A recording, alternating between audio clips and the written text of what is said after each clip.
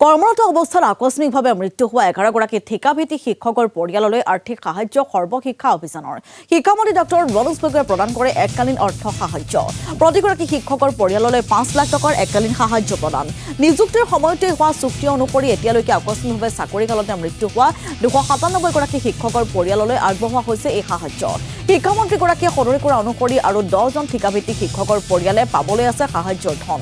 শীঘ্ৰেই আটাইকেইটা পৰিয়াললৈ আগবঢ়োৱা হ'ব সাহায্য।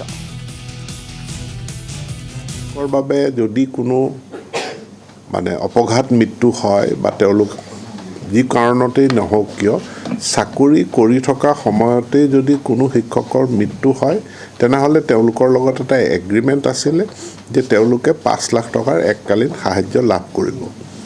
আমি যোৱা সময়খিনিত আমাৰ প্ৰায় 300 শিক্ষক শিক্ষয়িত্ৰী তেওঁলোক আমাৰ মাজৰ পৰা হেৰাই গৈছে, কিন্তু আমি বিভিন্ন কাৰণত তেতিয়া সময়মতে লগে লগে মৃত্যুৰ পাছতে আমি এই 5 লাখ টকাৰ এক্সগ্ৰেছিয়া দিব পৰা নাছিলোঁ।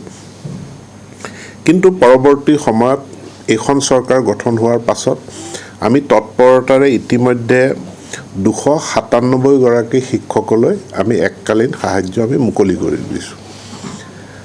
বাকী থকা আৰু 11গৰাকী শিক্ষক শিক্ষয়িত্ৰীৰ পৰিয়াললৈ আজি আমি 5 লাখ টকাকৈ এককালীন সাহায্য আমি তেওঁলোকলৈ মুকলি কৰিছোঁ।